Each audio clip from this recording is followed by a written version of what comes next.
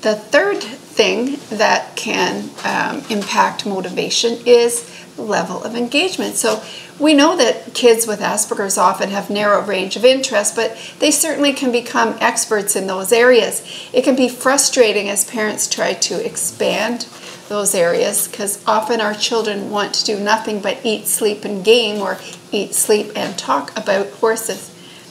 So experts in the field of AS know that these interests are part of the package.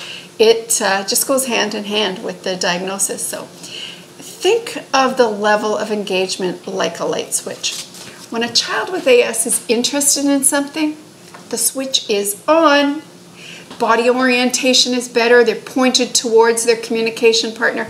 Eye contact is better. Tone of voice is louder and demonstrates more emotional communication. Okay, they can talk back and forth on their subject of interest, although some of them do start off just monologuing, but certainly if you're interested, they want to talk to you. Okay, now if we try to get our children to talk about or do something that is not of interest, think of the light switch as off.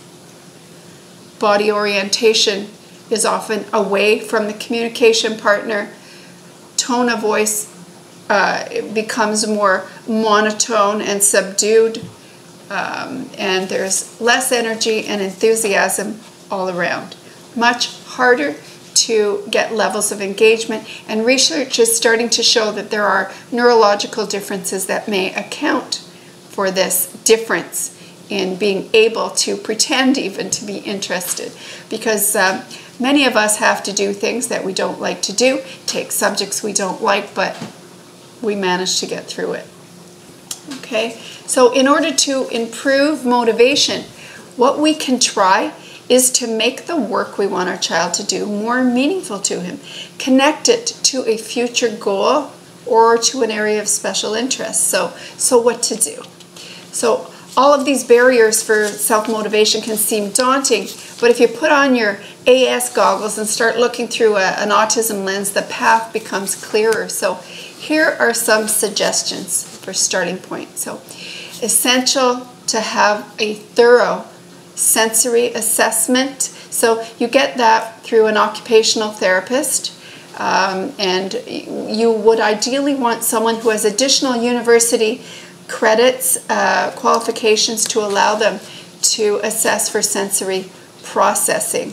And then they would give you a sensory diet that you would implement at home and at school, and this would allow your child to be the best that they could be in light of any sensory differences. You'd get a psychoeducational assessment.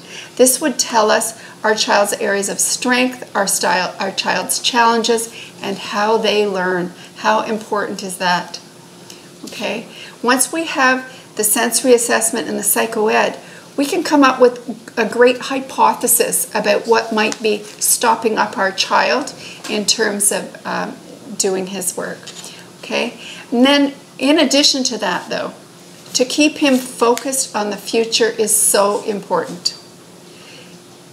Going to school every day, going somewhere where you often feel alienated, okay, where the volume of work, the speed of the day, the social and academic demands are just way too much quite often.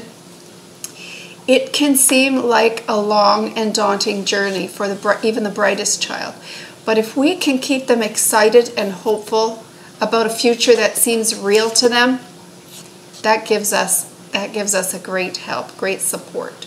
So what do you say to your 12-year-old who wants to be a game designer? Okay, he's academically capable, but you just can't get him to do his homework. He's telling you that writing an essay is useless and pointless, and projects are boring and hard, and he can't do them independently anyway, and he can never think of anything to write about independently. It's like you have to pull him through every step. How can you make him understand how the skills we're trying to teach him are relevant to him and relate to the future? So I say show him. Make it real. Because school is so challenging and the end of high school seems so far away, we need to use the power we have within us to keep them focused on the future, that's going to build on their strengths and allow them to surround themselves with other people who share their interests. So some creative ideas that we've used in the past that other people have found success with. So with the gaming example, go online with them and read course descriptions of post-secondary programs. Take the virtual tours that many universities and colleges offer. Show him the gaming labs, the university cafeteria, the dorms. Call the university or college that he might want to attend.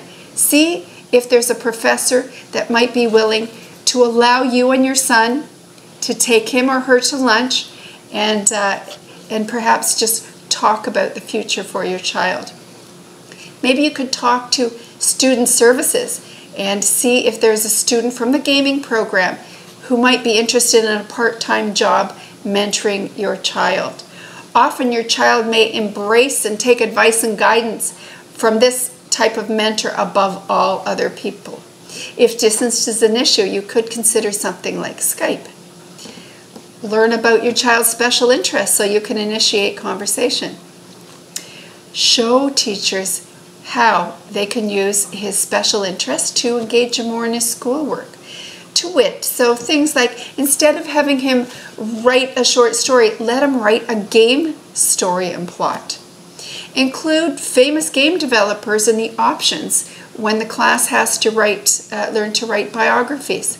For an art class, let him create the box cover art for an imaginary game he'd like to develop.